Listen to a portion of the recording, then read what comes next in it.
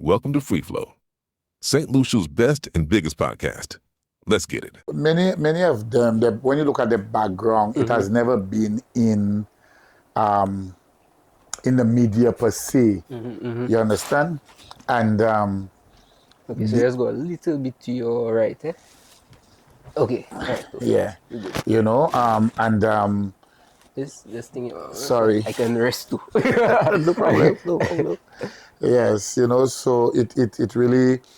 So for them, it's not second nature. To be But for me, because I worked in it, and even before that, I worked in marketing. So I did a lot of presentations because what I was doing was selling long distance education. Okay.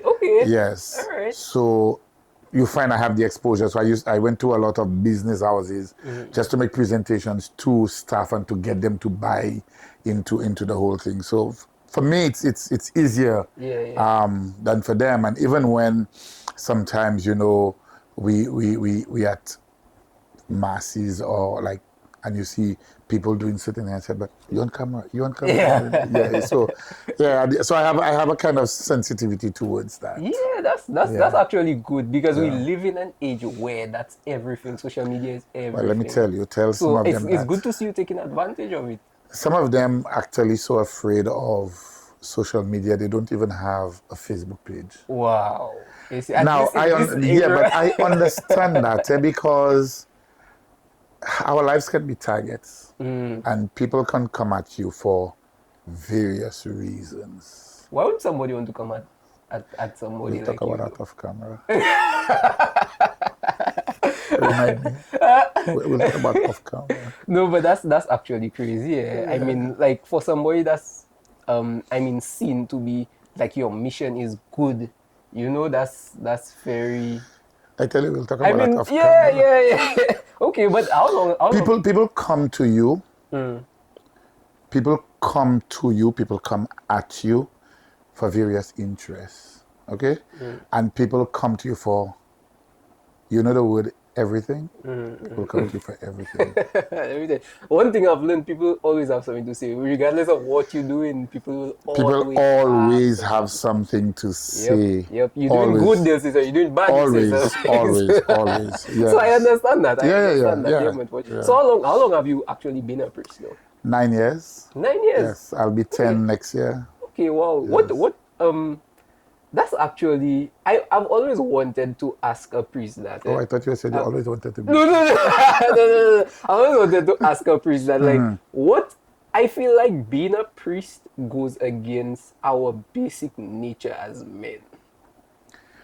So what would make you want to be a priest? It's not okay. So I understand that, and I can understand that perfectly. But I think at the end of the day, I think it's more than wanting to be a priest. I think it's a desire, and it's a desire that never leaves. Wow. You understand? So, I can't remember what Bible verse it is, but from the book of Jeremiah, right? Jeremiah says, "Lord, you have seduced me, and I've allowed myself to be seduced." That's the best I can explain it. Okay, so it's more calling. It's a calling, not more calling. It's a calling, and the thing is that if God calls you, He would give you the strength. I'm not saying that you wouldn't fall at all. We are human beings; we will fall. But if God calls you, you would fall. He would give you the strength. Now, St. Paul, in one of his writings, and St. Paul is known for everything. And St. Paul says, the things I really want to do, I never end up doing. It's the things I do not want to do that I end up doing all the time. Again, but St. Paul, St. Paul wrote that, some men are made that way for God. Some men are made eunuchs. Some men make themselves that way for the sake of the gospel. But he also said, if you are burning, it is better you marry than you bring scandal to the whole thing. What does that mean, though? Well, if you believe you cannot live without a wife, it's better you marry. Okay. Than bringing scandal to the whole thing. Yeah. And some people, they try it, and some people would realize, I try, but that's not for me. We had a young priest who tried it, and he felt it wasn't for him. He left. He's a teacher. He's very involved in the church, And I tell people, it is better that you try it and then you recognize, I can't live that life. And then you never try it and you have regrets. Sometimes, sometimes I say to young guys, have you ever thought of becoming a priest? And they say to me, oh, no, I'm going to get married. But who say you're married material? No, it's true. The same way you might not be priest material. Exactly. The same way who knows? Exactly. And there's some guys, they just meant to live by themselves. It's true. So at the end of the day, some of us are not priest material, some of us are not married material. So would you say that you're married material? Of course. Of course. Yes. Yes. But, I felt that deep calling. And, very, very, very, very interesting because I felt the calling from a tender age. You live your life. Give me that story. Just give me that story. Give me that story. So, okay. So from very, very young, I felt. So it was on my first communion day. I had no knowledge that's what it was. So you were raised Catholic? Yes, born and raised Catholic. And, so my first communion day, I remember saying to myself, I want to be like this priest. Wow. But I never knew anything about priesthood. It was the first time. And growing up, I got involved in the life of the church. You growing up, youth group, this and that, and these kind of things. And, so as you grow, you feel the desire to get more involved. So when I became of confirmation age, I was in confirmation. But I was feeling that even when, the teacher was not available, I was able to teach the class. So I was so much engrossed in it. And then, the desire, and then people begin telling you, have you ever thought of becoming a priest? Oh, you could be a good priest, and this kind of thing. So then, it begins to concretize what you kind of initially had the idea of. My cousin, you should put that on silent for me. Will we turn the disturb or something? Yeah, sorry about that. Yeah. Just press it. Oh, press it? Okay. Yes. So my cousin who later on joined the convent, was going to retreat, vocations retreat as you call it, which I never knew anything about, but she invited me. So I went. I like good food. So the nuns at Kubaril, that's where the retreats were being held. Okay. And so the food was excellent. So I went the first time and I liked it. So I always look forward to when next. And that's how we develop. And then when you went there, you got people of common mind, common interests. There were people who would, both guys and young women who would just come and see, to see if God is calling them to that. So you develop relationships, and then thereafter I worked, on these kind of things. And, people hear about you and people say, oh, we can pursue him, these kind of things. So I got an invitation to go to Grenada. One of our guys from here was studying in Grenada with the Dominicans. And so I said, wow, I don't want to go just so the people offering me a ticket. Anyway, I went, I saw, and I like what I saw. And after that, they kept in touch. So I first started with the Dominican congregation. We have no males here, but we have the females in St. Lucia. Just had them on. And I did a stint with them. I did 5 years with them, and I felt the way things were going, I felt, because with the Dominicans, you could be sent anywhere in the world. So you did your priesthood with them? I started my formation with them. Okay, what's formation? So formation is basically you go into and you do various courses, various programs. So if you now go to UWI to do a degree in theology, you might take 3 years. We take about 7 years. Wow. Yes, because while all your courses you do would go towards your degree, we would carry 5 courses per semester. Sometimes one goes towards our degree and the other 4 goes towards just our own knowledge and edification and those kind of things. And we also do philosophy. So I did a stint in Jamaica where I was pursuing a degree in philosophy. I didn't complete that because I just felt at the time, I needed to get out of this thing. And so I spent 1.5 years in Jamaica where I pursued philosophy. So I did a couple of philosophy courses. When I went back to Trinidad, I had enough philosophy courses, so I didn't have to do philosophy again. So I was carrying just theology courses. What's the difference between philosophy and theology? Well, philosophy, the love of wisdom. Theology, is a whole aspect of God and studying and understanding God and the nature of God and those kind of things. Yes. So, so right now I have a degree in theology and a postgraduate diploma in theology. And you do various things. So even with our own training, you do psychology, sociology, psychology for ministry, different. So that's aspects. why priests can be like counselors. Exactly. And some of them they have a love for it. So like for Father Setut, he's a family therapist. So he has a master's, I think, in that regard. So people would come to me with their initial thing. If I realize it's beyond me, I refer them to Father Setut. And so priests are actually very educated people. Like, yes. Yeah, people. Yes. I feel like people, like mainstream people, don't really know what it takes to become. Because they don't give us a chance. No, it's true. Because that's actually university level education, university level, master level education. Yes. When I joined the Dominicans, one of the things when I was sent to Jamaica, so I did, I think, about 2 years in Grenada initially, and then I was sent to Jamaica to do philosophy. I was supposed to do a degree in philosophy, and then I was kind of rebelling because philosophy is boring and this kind of thing. And I said, well, I don't want to do that. And they said, we want no half-educated persons. If you don't want to do philosophy, you go back home. Wow. And these kind of things. And then I developed such a love for philosophy because the more with philosophy, what it does, it opens your appetite. The more you know, you want to know. The more you know, you want to know. And philosophy, it's a very powerful tool. You sit and you listen to people and you say, but they're speaking garbage. But they're not making sense. They're not connecting, and these kind of things. So I really enjoyed doing philosophy. And I would encourage anybody, you do ethics, you do critical thinking, you do a whole set of courses in philosophy. But I can understand how philosophy would make you that way, because it's almost like building of wisdom. And if wisdom, the more you know is the more you realize you don't know. And it builds that hunger for you to know more. Exactly. And so that's what it is in essence, know. What would you say is before I even ask that, so after you went to school, right?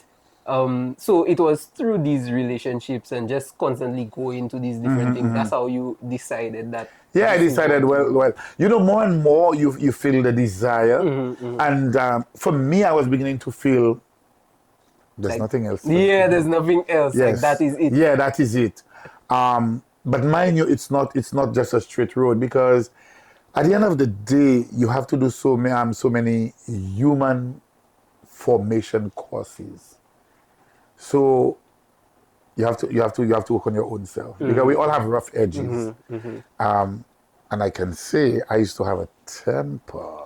Really? Yes. Wow. It's much tempered now. But I used to have a temper. Okay. But you have to do all those courses. You have to do self introspection. You have to do spiritual direction. You have to meet one-on-one. And those people who are responsible for your formation will tell you things that you don't like to hear about yourself. But at the end of the day, do you want to become a better person? And we can only pour out of our own cup what we have. So if you're going to become a priest, you need to be able to look into yourself, effect changes, which is not easy, because it's never an easy something for somebody to sit next to you and says, Albert, you need to change that. You responded in that way, and that was not the way. You understand what I'm saying? To be humble enough to actually accept it. Exactly.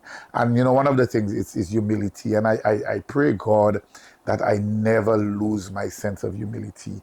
And my friends who are close to me, I say, if you ever see this priesthood thing get into my head, kick me in my butt. Bring me back to reality. I agree. And you're real friends. Yes, because I never want to do that. If you tell me you're giving me $1 million now, go home, I have 10 seconds to go and grab my certificate, my degree, or my postgraduate. I don't know where it is. I'm serious. I do not know where it is. Because for me, it means nothing. I had to do a degree to satisfy the requirements of ordination, to satisfy the educational requirements to become a priest. But for me, what really matters is how you touch people's lives. Okay. Do you bring people to become better persons? Do you bring people to experience God in a different way? Do you help people to recognize, there's something or somebody or some force called God who really takes care of us, and Thomas Aquinas says, up front there are five proving the existence of God 5 ways. And I like to use beauty. And Thomas Aquinas says, look at human beings. Some of them are really beautiful human beings.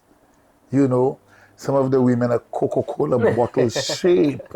And Thomas Aquinas is saying, there must be a source to that beauty.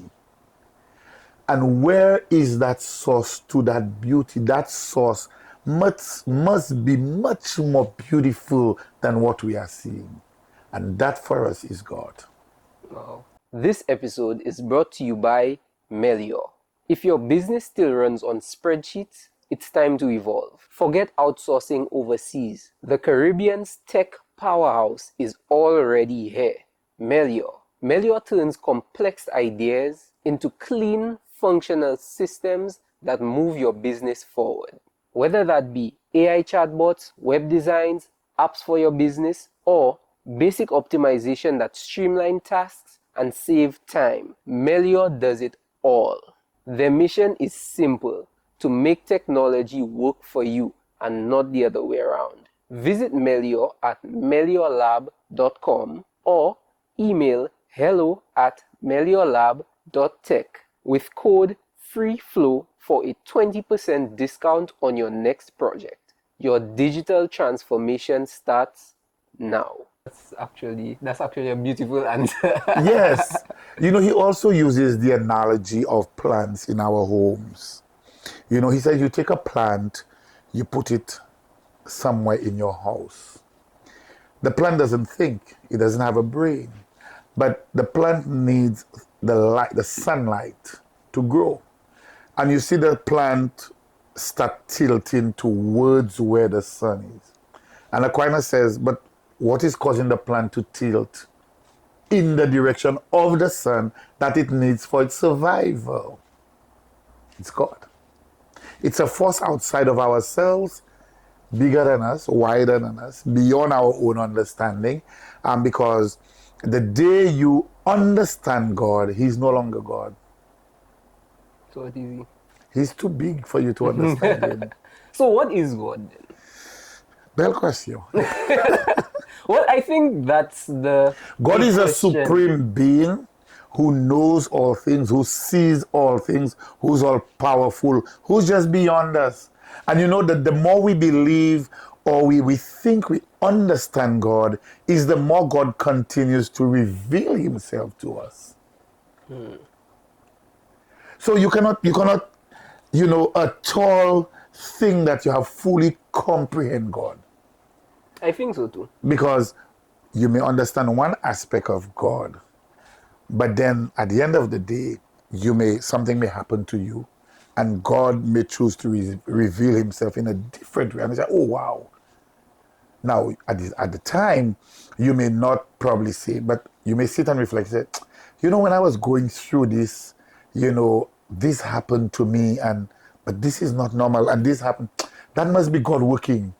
He continues to reveal Himself in various means and ways. Yeah. So from the time we believe that we have understood God, then if we understand, it's not God. Because His knowledge is ongoing. Our knowledge of Him continues to develop. Look at all those persons who have lived long before us, all those mystics, all those saints, all those people who have gone before us. They've had the experiences, but at the end of the day, we have our own experience of God, and He continues to show us who He is. What would you say the role and responsibility of a priest is in our society today? I would say the role of the priest. So it's manifold, But I think to help people, to bring people to a consciousness of morality, to a consciousness of who they are, to a consciousness that, you know, God or whatever you may call him is greater than us. Now, I love Micah 6:8. Simple Bible verse. From the very first time I heard it, I've never forgotten it. You know what? Yahweh asked this, only this that Yahweh asked, to act justly, to love tenderly, and to walk humbly with your God. Simple. Act justly. That's a mouthful. Because if I as a human being, you know, is acting justly, the same thing I would want for me, I would want it for you. No matter creed, color, race, social status, political affiliation, or even sexual orientation. The same thing, because what Yahweh asks of us? To act justly. And many of us fail in that regard. Now, I see me as a priest, one of my role is to help people see and understand that everybody is made in the image and likeness of God with the dignity of a human person. Everybody. Whether you like them, you don't like them. Everybody is made in the image and likeness of God with the dignity of the human person. Love tenderly. All of us are in need of love. All. Taken for granted. Some of us look for love in the wrong places. Some of us, you know, sometimes we mistake everything else for love. But, you know, let's look at that love that God asks us to love tenderly. All of us.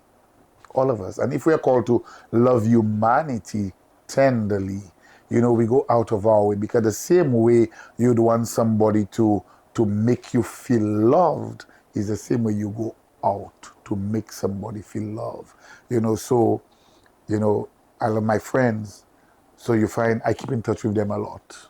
You know, so I'll send a message, you know, I just checking on you, you know, I just reaching out, you know, how was your day? Is everything okay? You know, those kind of things. And if everybody was supposed to reciprocate, the world would be a better place, a much better place. I was actually having a very short conversation with somebody I just met in walking, and the person said they were giving just a random person a ride, and they said, that's my good deed for the day. And then I told them, and I was actually thinking, he said, that's his good deed for the day. And I was thinking, the world has about 8 billion people, about 7.5 billion people. If just one person did one good deed for the day, that's how many billions of good deeds that would happen for the day. Look at the hunger. Look at the hunger in the world. The hunger in the world is happening. Is it because we do not have enough to go around? Of course we do. It's not because we don't. It is because of greed. It's because of greed, 100%. It's because of greed. That's true, yes. And you know, our greed can be so, what word I'm looking for? That, consuming. Yes. Yeah, no, seriously. It is. That, you know, we forget that there's somebody else who's hungry. I watch the billionaires and stuff. I mean, not to throw shade on anybody, but like, people have so much more than they need. Exactly. So much more than there is this school of thought in philosophy which says, if you have 2 cars, it means you have stolen from the poor. Because you don't need 2 cars. You cannot drive 2 cars at the same time. You see why I love philosophy? But that's true though. Yes. That's true. Yes. So whatever you have 2 of, it means that you have stolen from the poor because they don't have it. And you have 2. So you have 2 phones, you have 2 shoes, you have to... It means you've stolen from them because you cannot use both of them at the same time. No, that's making me feel bad about having certain Good for things. you. But that's true. That's true. Good for you. And that makes you, at least me, that makes me want to just give and just do good. You know, I am very conscious I get a lot of things. You know, people always, Father, here's a shirt. Oh, Father, I brought you this. Oh, Father, I was coming, I brought you this. Or, you know, somebody just give me a pair of sea bagos. It's too small. You know? And I just give. I was not raised with having 3, 4, 5, 6 pairs of shoes at any one time that I'm using. I was not raised like that. And even as people give me stuff, I still cannot get into the habit of having 4 pairs of black shoes using one time. I can't. No, I can't. I may have 2 or 3 different pairs of slippers using at the same time, but 3 pairs or 4 pairs of black shoes, no, you know. And I'm always conscious, you know. Oh gosh, look at clothes, and there are people who wear without, you know, and this kind of things. So I mean, for me, you know, I like to say that we are there to bring others to experience the love of God made visible in Jesus Christ. Yeah. Okay, I love that answer. Yes. So I find you exert a very strong sense of authority and confidence when you preach, and not just when you preach, when you, for example, I wouldn't say a controversial video, but there's a video of some people, you were at a funeral and during the burial, and there were some people, I think, cursing and making noise and that kind of thing, and you know, you stood up to them and you told them, you know, it's actually against the law to be disturbing these kind of things. But I don't think a lot of priests would actually stand up to a bunch of teenagers or a bunch of fellas. Yeah, but when do you get that confidence from? I don't know. When I believe I'm right, I stand up, and you know, we need to assert ourselves. And some people tell me, you know, oh, but Father, you're arrogant. I said, I'm not arrogant. I am not. That's the least. I'm very down to earth. People who know me, you know. But you see, when it comes, I am very assertive. There's a fine line between arrogance and confidence. And I tell people that as well. I say, if you don't have confidence, don't blame me. But again, going back to studying philosophy, it gives you that assertiveness, that you know what you're talking about. Okay. You know what you're talking about. I never preach, or if we're in a discussion, I never venture into an area that it is not solid in the back of my head. Never. That's wise. That's I very wise. never go down. Why would you do that? Exactly. Yeah. Exactly. You understand? So, in my previous job, I had to be assertive. So, when I was working, you know, selling distant education, and I came to your workplace, whether you want to study or you do not want to study, when I finish with you, you have to say, maybe I want. Exactly. Because it's my job. Yeah. It's my job. You know, and even my last job, you know, where I was the marketing person on the project, you know, it's my job to convince you that what the project is doing is the best thing for you at this time. And you have to buy into it. It was my job. I'm getting paid to do it. Now, I say to people, I carry the little marketing skill I have, I carry it into my priesthood. I have a product to market, and I'm going to use every avenue that is available to me to market that product. Yep, including social media. Yes. Yes. I do a video every morning, and you'd never believe, I never had intentions of doing a video on a morning. Wow. Never. One morning I was up, I was ready for mass, and I was just walking, you know, in the yard before church. And I say, let me take a pic to post. That was it. And I say, oh, but I can do a short video. That's how it started. I had no intentions. Now people keep my life miserable when they don't get it one day. And I have trouble when I travel. Because when I travel, I am up, but I'm not out early. And by 8 o'clock, people saying, are you sick? No video and this You're kind of blowing thing. up your phone. Exactly. So it forces me. So what I do sometimes is that I try to pre-record the day before. Okay, yes, that's smart. And the morning I just send it Just out. post it, But yeah. even that, if you do one in the morning with that shirt, the one for tomorrow can be in that shirt. Exactly. That's true. That's exactly. You understand? So it is demanding. But the good thing is, people look forward to it. Yeah. So it means that it is having a positive impact. And for me, what I want my priesthood to be noted for is to have a positive impact on people's lives. At the end of the day, I am not there to tell you I'm better than nobody. I'm better than nobody. When they call sinners, I put in both hands up. Because I know I have my weaknesses as per everybody. And scripture reminds us, for all have sinned and fall short of the glory of God. Everybody. But at the end of the day, I want to be remembered, that, my ministry, my priesthood, help people to become better human beings at the end of the day. Why are there such strict rules when it comes to just being a priest? So the abstinence and all these different things. Why are there such When you strict say rules? abstinence, There's just from research, celibacy and poverty. okay, And, so that's on different levels. yeah, but I don't know. So that's why I'm asking. That's okay. Yeah. That's all right. So the whole thing of celibacy, and I alluded to it earlier, that St. Paul says some people are made eunuchs, some people have made themselves that way for the sake of the gospel. In the Catholic tradition, we are called to celibacy because the priesthood is supposed to be a way of life. Okay. All right? We don't get a salary. We get a stipend. And according to the church law, you have civil law, and the church law is canon law. Okay. So according to the church law, a priest is supposed to go to a parish for 3 months, for 3 years, renewal. So the very fact that if you get a stipend, now you can take care of a family on that. If you are married, the church sees it that if you are married, your first priority is your family. Okay. Not church.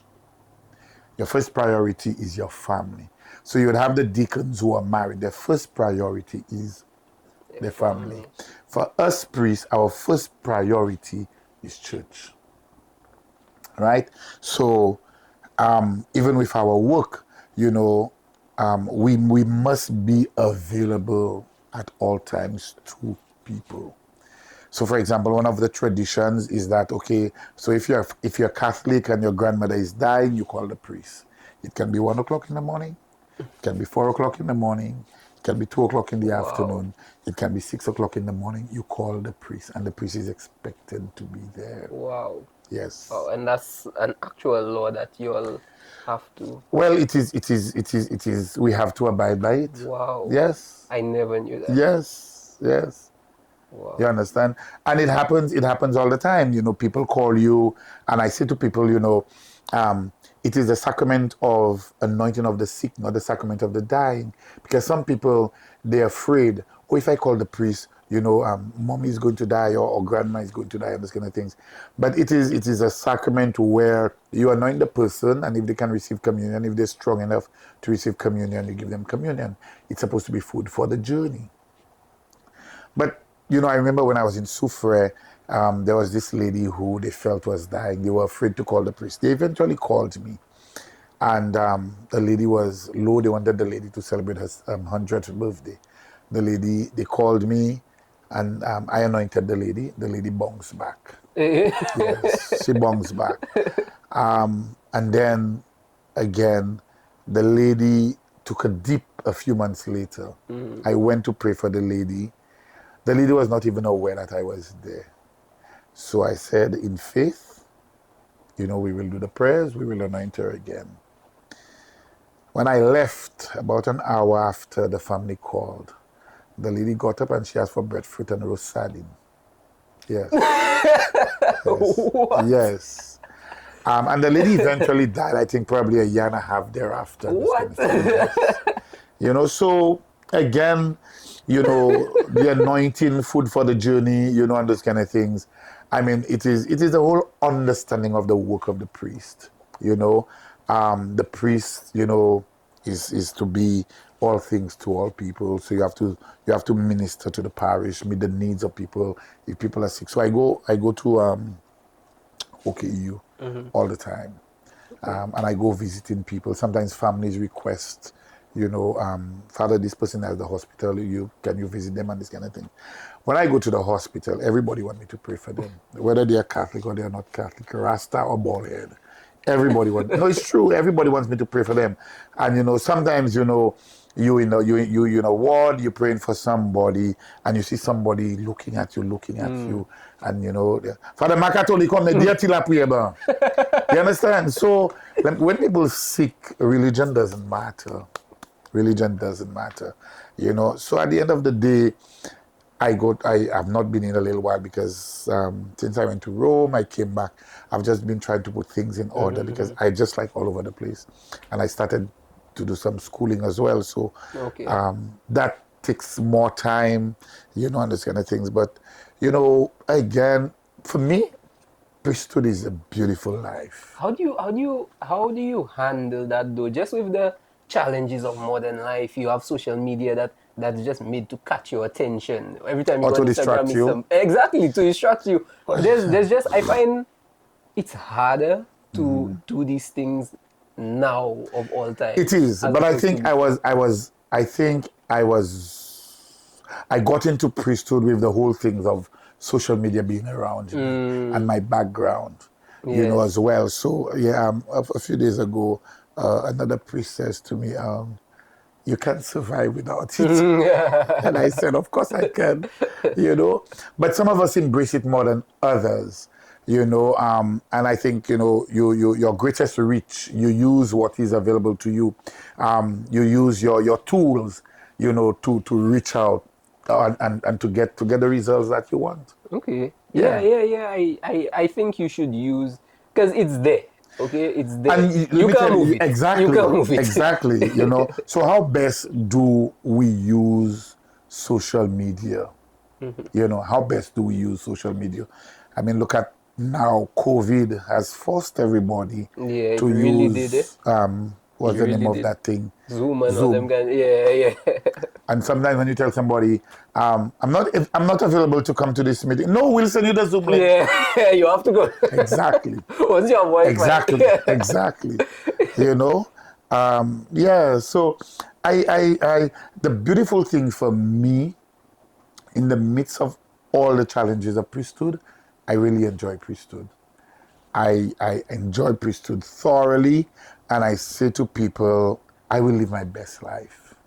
You know, I will live my best life. For me, you know, I started formation in Grenada, so I saw one aspect. I spent a year and a half in Jamaica. I saw another aspect. I lived in Trinidad for 3 years, so I saw another aspect of the same priesthood and the same Catholic formation for priesthood. You know, then I took a break. I took a 1 year break, which added to 10 years. I stayed out. And then, you know, to crown it all, I spent 4 years in the Vatican studying. Wow. You know, so I've had a taste of various Flavors of priesthood. exactly or Catholicism. Yes. You know, so when I was in Rome, you know, most people dress in the clerical shirts all the time, or in the black cassock, especially during winter. Everybody in the black cassock, you know, and you know. But we go to the bars, we go to the pubs, we go for a glass of wine, and when you check yourself, you've drunk 2, 3, 4 bottles of wine, and nobody looks at you or skin up their nose. Oh, what those priests doing there? So for me, coming back to St. Lucia, if I can do it within the Vatican walls, to hell with anybody who feel I should not be having a drink because I don't work for you. Okay? I work for the church. And the church sanctions. It happens in the Vatican. It happens in Rome. It happens in Europe that priests go, we go to the pub, we go to the bar, and nobody skin up their nose. So why you should dictate how I live when what I'm doing is not immoral? That's true. That's true. what's the power of, or the significance, I should say, of the Vatican and So the Vatican is a state, eh? The by Vatican, itself? yes. Okay. So it's a country within a country. Right? The church used to Wow, be that's very crazy. I powerful. want to go there. Let's go. Yeah, I want to go for sure. Let's go. So the Vatican used to be very powerful. They had their own army and everything. Wow. And so the Vatican is the headquarters for the Catholic Church throughout the world. But in terms of like, because I know we're going into conspiracy theory territory, yeah? Okay. But I know that the Vatican has its secrets and its places where they don't allow access to the public, and Well, you have to as be of per a everywhere. certain level of clearance. As per everywhere. Yeah, but what? You think I can just go in and walk into the Prime Minister's office? That's true. That's I true. can't. That's true. But what kind of information are they hiding? Well, I wouldn't say we are hiding information. So the Vatican is equivalent to any government. So just as you have a minister of tourism, you have a minister of agriculture, you have what we call dicasteries. So you have a department that looks in this regard, and you have a head. So if it's a discussion on tourism or a discussion on climate change, there's a lead person from the Vatican who's that is their responsibility. It's a country, yes. Exactly. Yeah. Exactly. So if you look at it's Vatican City, and it is stated as a country. Yeah, I think I actually read something that said It is stated as a country. Wow. So the Pope is the head of the Vatican. Okay. Now the beautiful thing is that when I lived in Rome, you have extraterritorial properties. So this may be Italy. This may be Italy's property, but here may be the Vatican's property. You understand? So, and it's a beautiful place. Again, access is limited to certain people in certain areas. Those kind of things.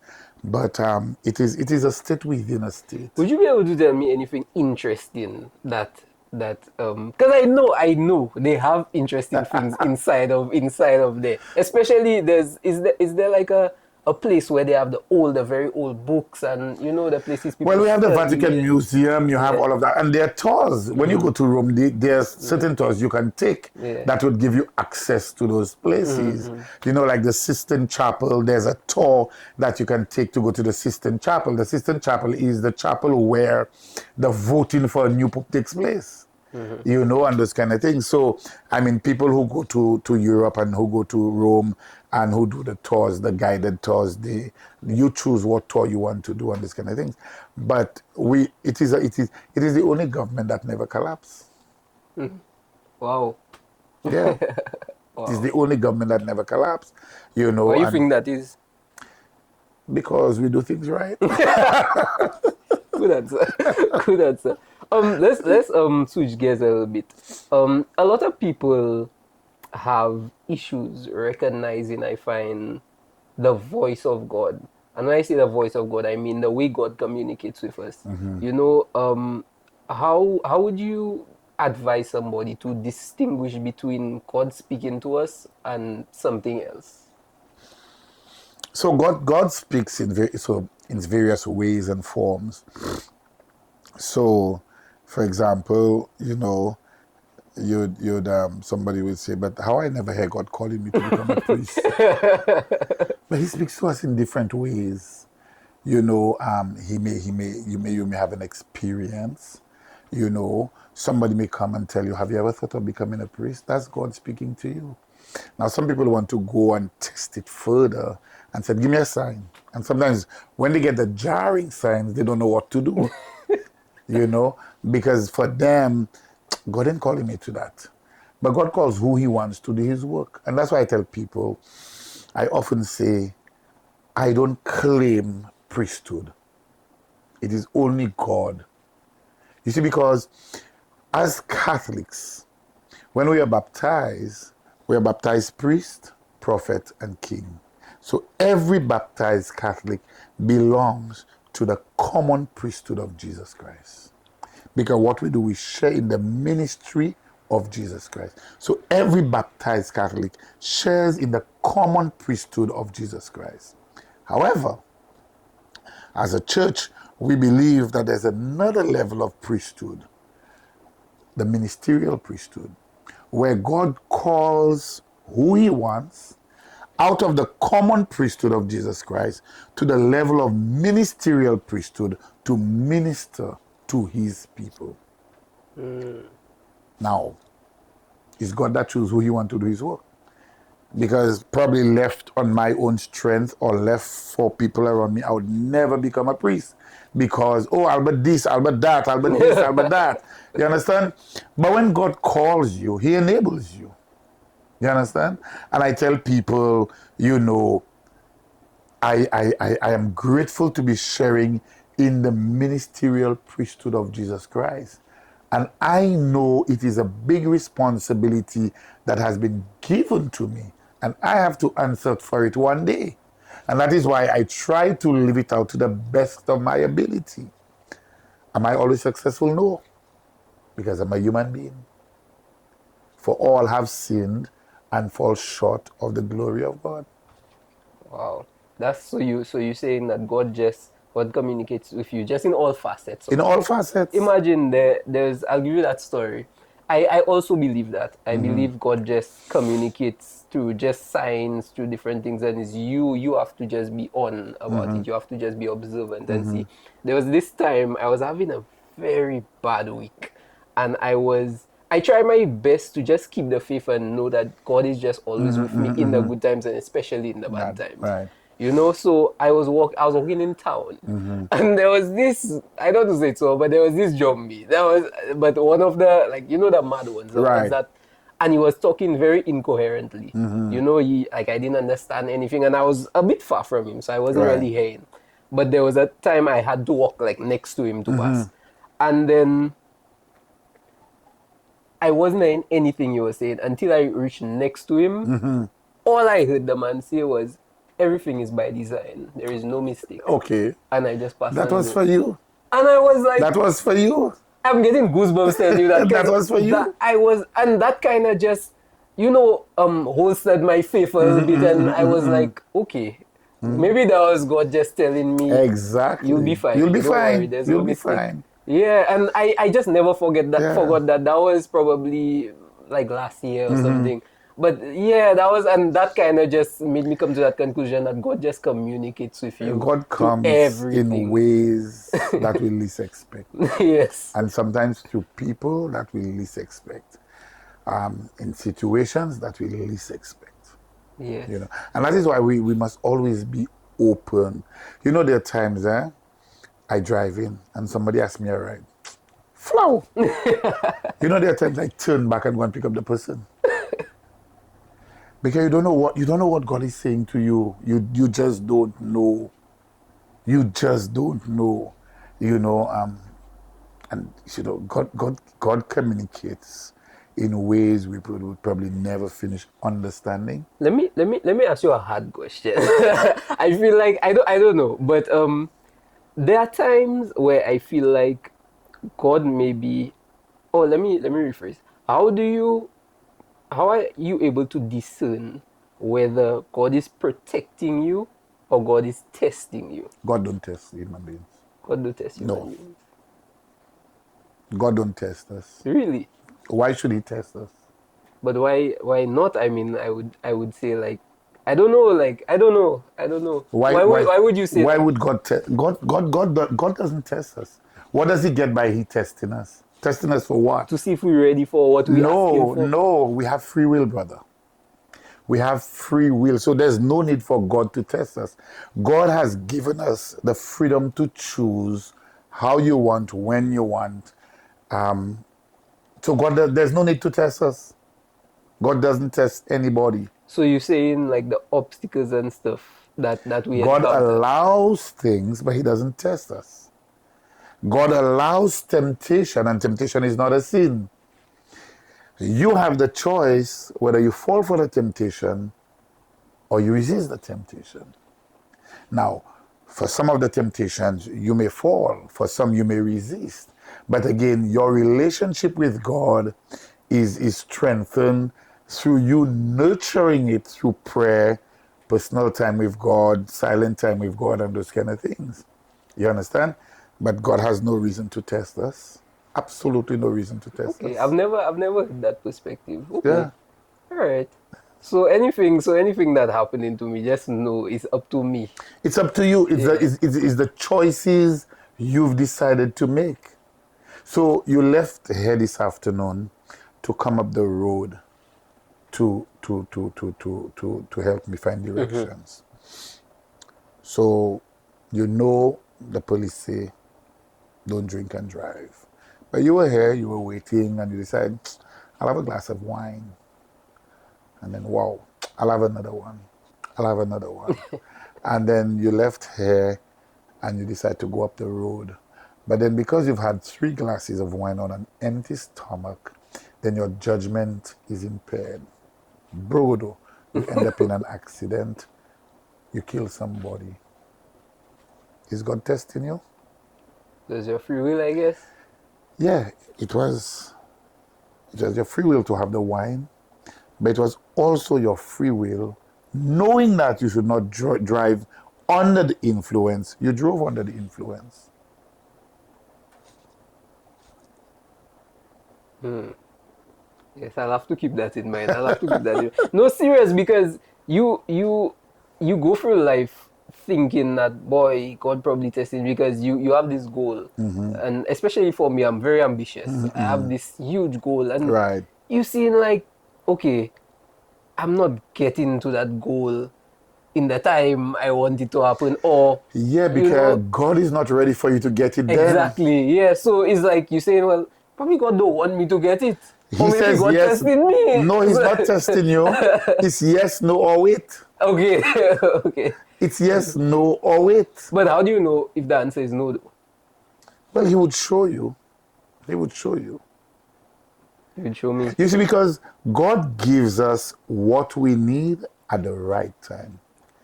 You may hear older people say, God's time is always the right time. God's time is always the right time. The older people will always say, when he cannot come, he sends. When you broke. You know, you were supposed to get paid, they ain't pay you yet, and blah, blah, blah. You broke. And all out of nowhere, somebody said, that's a whole lot. Yeah. He said, He sent. He sent you something. how do you, if you're praying to God and you tell God, don't help you, will God help you? If you tell him, don't help you, Yeah. you see, the thing is, God don't impose himself on people.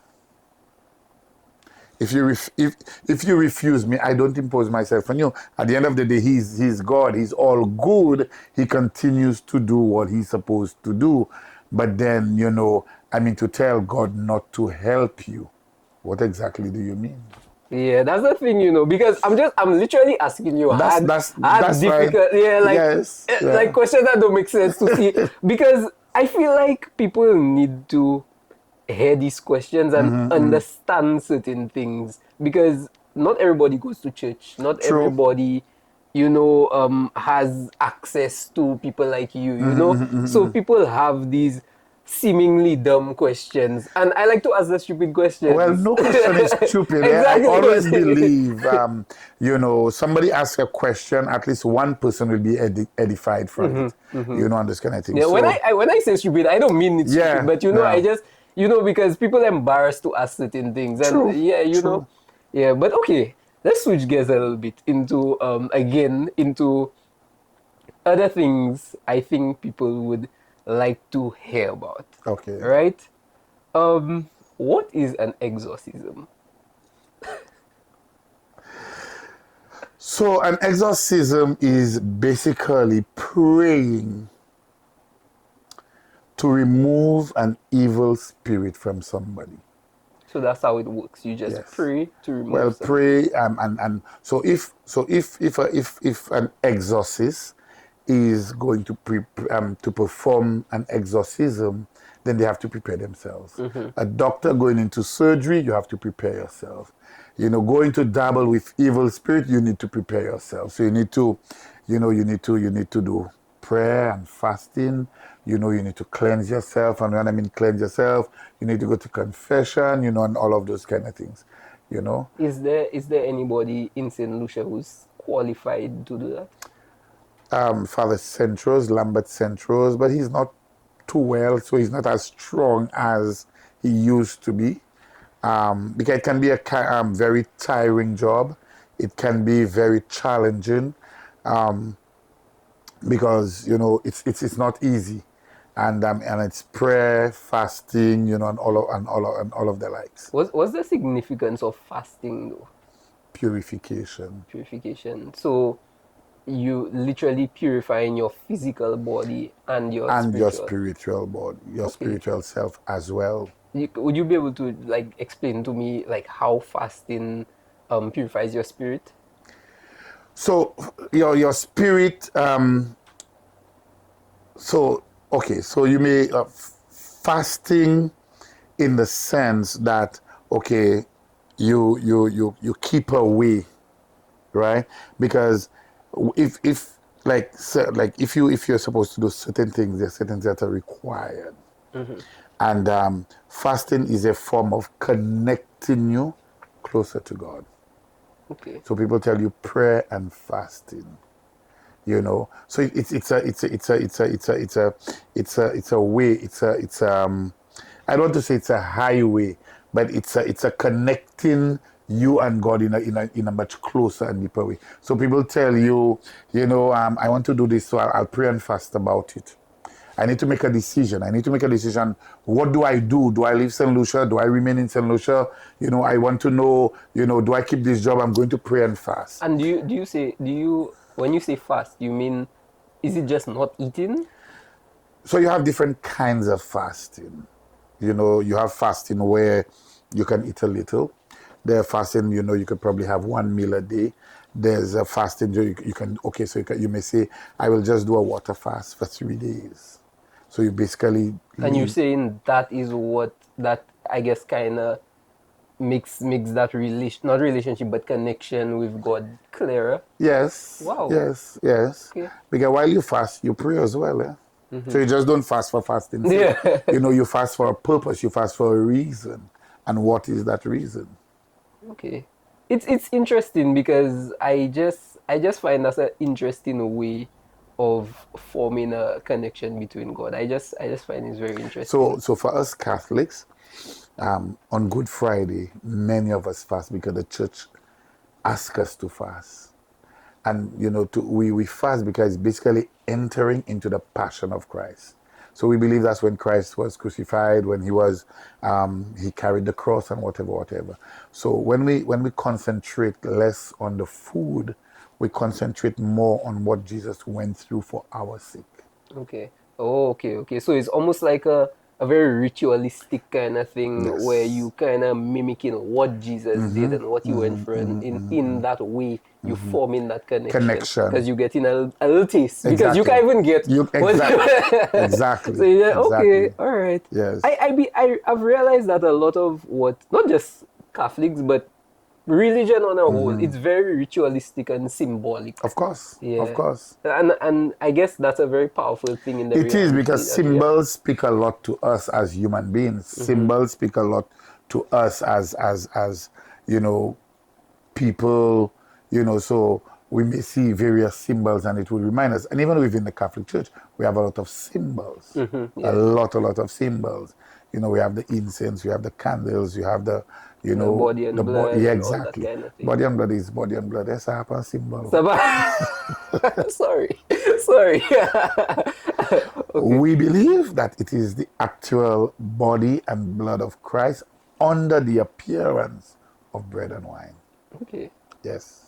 All right. So there's what you call consubstantiation, big word, and transubstantiation. So we believe that when the priest prays over the bread and wine, it actually becomes the body and blood of Christ under the appearance of bread and wine. Okay. Let's backtrack a little bit back to our previous conversation. So that is what an exorcism is. You cleanse yourself, you prepare yourself, then you go, you pray for someone to get something, some evil or malicious spirit Out of out the of person. somebody. So with that being said, the other side of it would be witchcraft being something that's actually real and something that's actually practiced, right? So would you be able to explain what that actually is? What witchcraft actually is? I mean, you're not a witch, obviously, but I'm not sure. I'm not sure if I can even explain it. But what I know is to be invoking evil, so as to do people things. So people would come to you and people would say, I start a house and I cannot finish it. Or I found this or I found that by my house. So, for example, I'm very, very aware of my surroundings. So I was sitting home recently, and for some reason I just raised my head. I was doing something on the computer. I just raised my head, and I saw somebody come and threw something into my balcony after 8 in the night. And I'm saying, okay. When I went out, it was a black bag. It was a black bag tied. I never touched it. a plastic bag? Yes. But you're going to see there's something inside of it. And this kind of things. And a number of people, they come to you and they tell you, I found this, or this person put that for me, and those kind of things. So at the end of the day, it is basically invoking evil, to harm people or to prevent people from progressing in life. I think that's the best I can put it. I feel like for you to be able to fight something, you should be able to know how it works. And not saying that you don't know, what you're talking about. I'm just saying that you need to know how something works, how they do it, the mechanics and the workings of it. So I just feel like would you say that these people know more about the church and the church's practices, the people that actually invoking these evil things? Do they know more about it? I don't think they know more about the church because they're not interested in the church. Because you are saying is the guys that always they are the church more than Well, that is true, and I mean it's you can see the behavior of people. You can see how people relate and interrelate and this kind of thing. And even sometimes when I preach about the evil and what we do to people and this kind of thing, you've seen people mumbling under their breath, and this kind of things. What are they saying? I don't know, but at the end of the day, absolute good resides within the church. And for us, what we know is that we can pray to break it. And so if I can link it with the exorcism, we can pray to break it. We can pray and asking God for, his intervention. And that's basically what we do, So in an exorcism, you may use a crucifix, you may use holy water, and this kind of. What's the significance of these things in an exorcism? Well, these are powerful symbols of the Catholic Church. So why do they work though? Why do they work? Yeah. Because they're connected. So literally, it's just not a symbol, So again, when you look at holy water, what holy water? We ask God to make the water holy. So when we pray over it, we bless it. To bless, for baptism, for blessing of vehicles, blessing of homes, blessing of people. So you literally just, when the priest blesses it and prays over it and stuff, you just have it. And is it a thing where you pour it, or like you just have it there, or?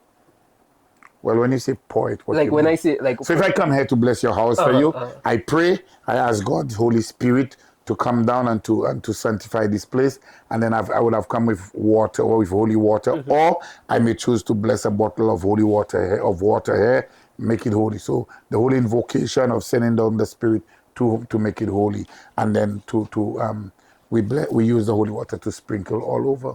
Okay, I just find it's very interesting to me. That's why I'm asking this question. I find it's very interesting. Okay, so about the story you're giving me though, about the bag, the black bag, did you ever touch it or anything? I never touched it. Somebody took it and buried it. And buried it? Yes. Okay. All right.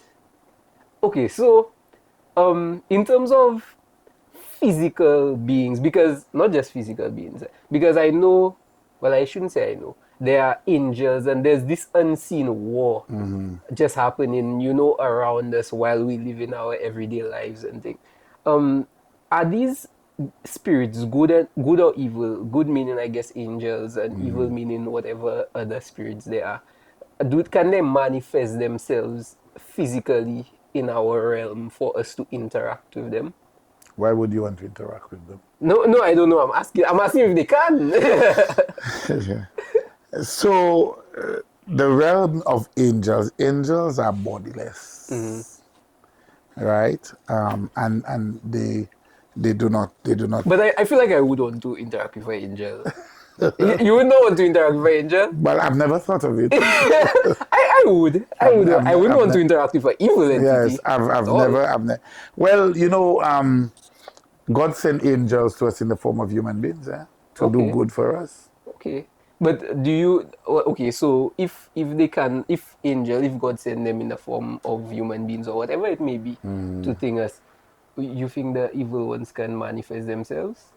The evil ones always manifest themselves. You have any stories? No.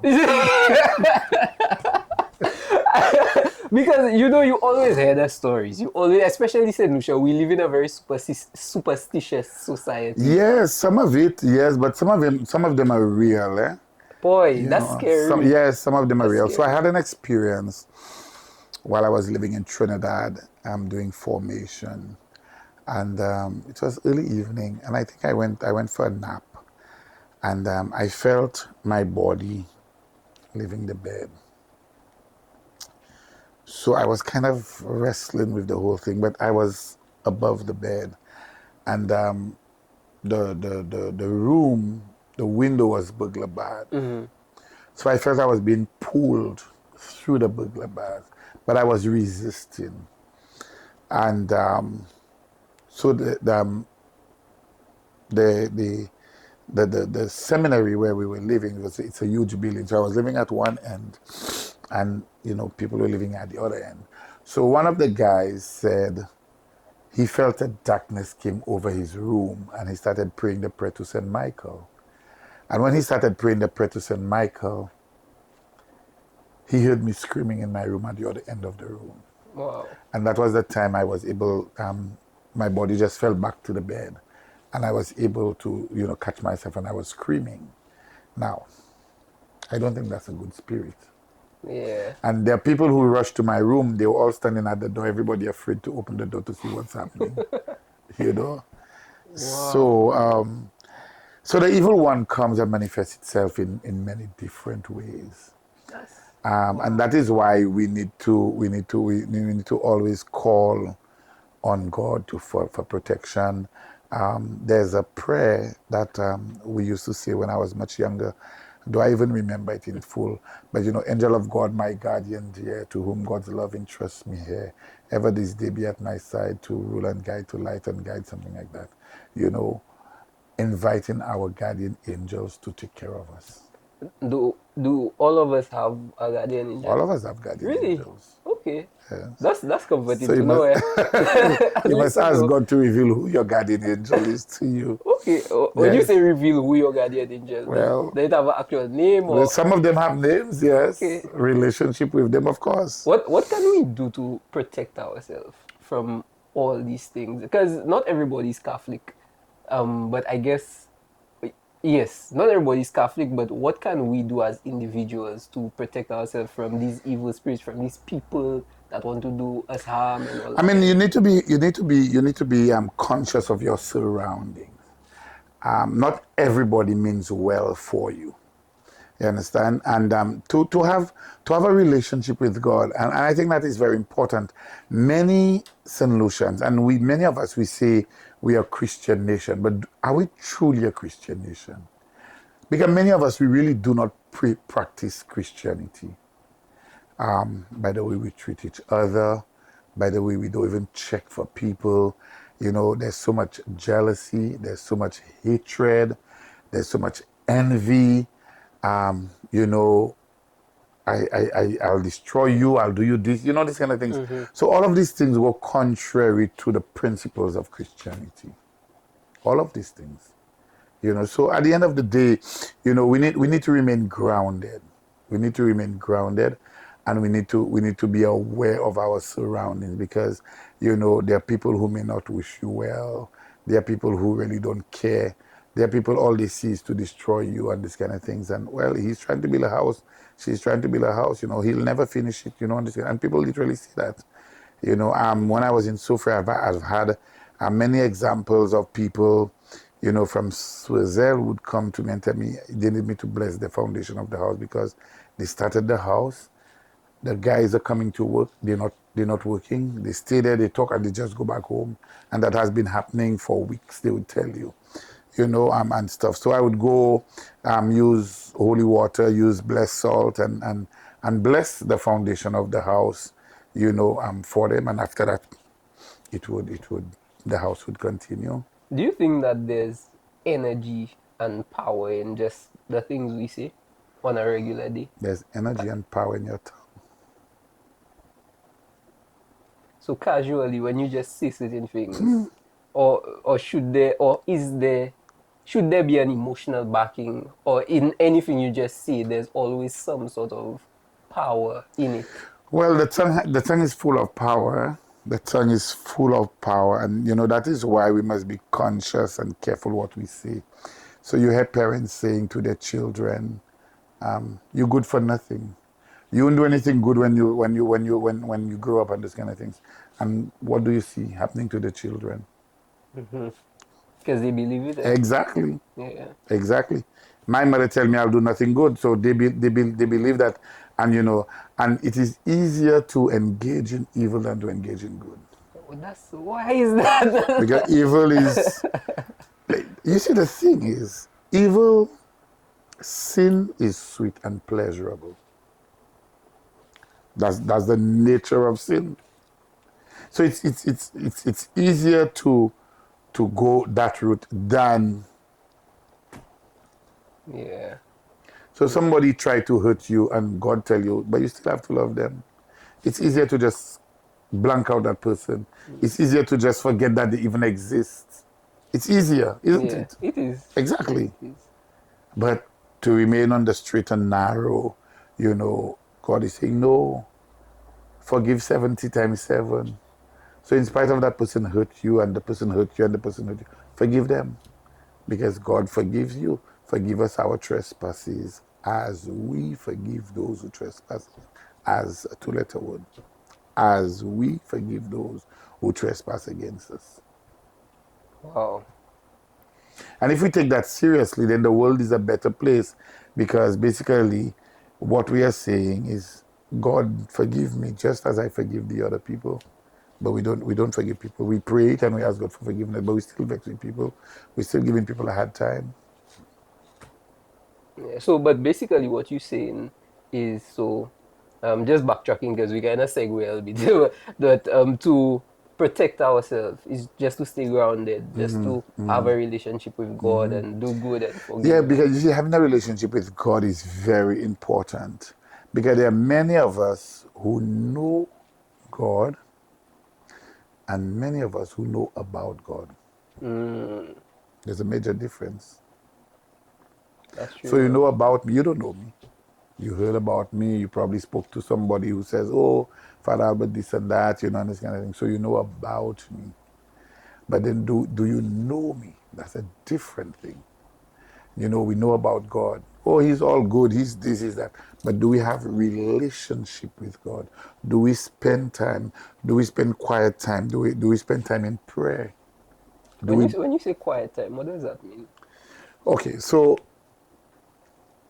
quiet time for me, for us Catholics, is to just spend time. So, okay, for example, if you have the church in Castries is always open.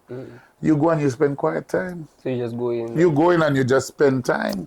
Sometimes God have something to say to you. Because you see, many times when we pray, we go with a shopping list. I want this, I want that, I want this, I want this. That's you. That's you. Okay. Actually, it was That's me you. before. It was me before, and let me tell you, that's so funny that you said that, because that was me before. I felt like, and it's not just that I wanted to come with a shopping list. I feel like I was trained to pray for things. Exactly. But then lately, as I've been, because I have my personal journey that I've just been going through for the past probably year and a half, and lately, even on a good day, on a bad day, on a regular day, I will just go and just tell God how grateful I am for everything, just for life, just Some for of us don't everything. even know how to show gratitude. Even before you came here, right? For some reason, everything was going wrong again. The AC was not working. Oh, Lord. The camera was not working. Everything was just going wrong. And I didn't pray, I didn't pray for anything. And then I got everything to just work. And then I just sat there, and then I was like, wow, God. Because it's normally just my quiet time when I'm alone. Your quiet time. Yeah, well, yes. When I'm alone, I was like, wow, God, I didn't pray for you to help me to fix anything today, but I'm grateful that you were just here with me throughout, making everything work out. So yeah. So that's why I just found it was so funny when you say people have their shopping list. And that is the thing. We go with a shopping list. I want this, I want that, I want to pass exams, I want this. We go with a shopping list. But for the Catholic tradition, what is prayer? Prayer is speaking and listening to God. When do we do the listening? If you have a relationship, so you're friends with somebody, whether it's a girlfriend or whether it's just another partner, and when you're all hanging out, you doing all the talking, what time do you give him to talk? It's not a conversation, it's a monologue. Okay. So when we go to God with a shopping list, is we doing all the talking, And when we finish with our shopping list, amen. Exactly. God didn't say but. Exactly. So what time do you listen to what he has to say to you? What time does he tell you, you're going this way, but you just need to move a little to the left, or move a little to the right, or I am. Probably that's not for you, You're fighting, it's not working out, but that's not for you because I want something else. I tell people, how many of us who actually pray and ask God to show us what he wants of us in life? People leave school, they send out application. The first place that respond, they go for an interview and they make a career out of that. But is that what God wants for you? I feel like, though, when you live in a life that God doesn't want for you, there's a certain emptiness in that life. So, if I may say, many of St. Lucians, they are happy because the job pays the salary, it gives them a car, they build a house, but they're not contented. Yeah, there's a certain emptiness. There's still a level of emptiness. Okay? Yeah. Priesthood, I'm contented. Right? I wake up every morning at 3:45. Every morning. I wake up at 3:45. By 5:25, I will have done my morning prayer, my personal devotions, probably shave if I have to shave, whatever, and I jump into the shower because I have mass at 6 o'clock every morning, Monday to Friday. And I look forward to it. Sometimes, I say, wow, I'm tired when I go into bed. 4 o'clock, I up already because there's something for me to look forward to. And I tell people I can be as tired as I am. When I start celebrating Mass, I get an energy, I don't know where. From God. I don't know where. You understand what I'm saying? So I look forward. If I had to do priesthood all over again, I'll do it like that. I'll do it like that. Does it have its challenges? Yes. As with everything. It has its challenges. But at the end of the day, the good times, knowing that, you know, you help somebody, that brings you lots of satisfaction. Some time ago, I went to Tapio. And I cannot remember if the lady called me to pray for her or whatever. But I prayed for a lady at Tapio. And a few months after that, I got a call. And the lady said, Father, I'm just calling you to thank you for that day you prayed for me at Tapio. Because I believe it's your prayer that put me back on my feet. Wow. I was just doing my work. I was just doing my work. And I tell people that, you know, and that's why people always, you know, want to give me something. People want to bring me something, you know, because, you know, oh, Father did this for me and Father did that. I am simply doing my work. I'm simply doing my work. I enjoy what I do. I really enjoy what I do, you know, but I am simply doing my work. I love that. Yeah. I love that. So I have a question that I usually ask all the guests that come in. Okay. It's a universal question.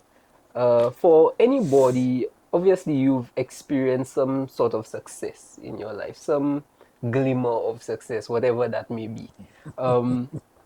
How would you, or what would you advise anybody who's striving for success in their life, whether that be financial, whether that be with their family, whatever it may be?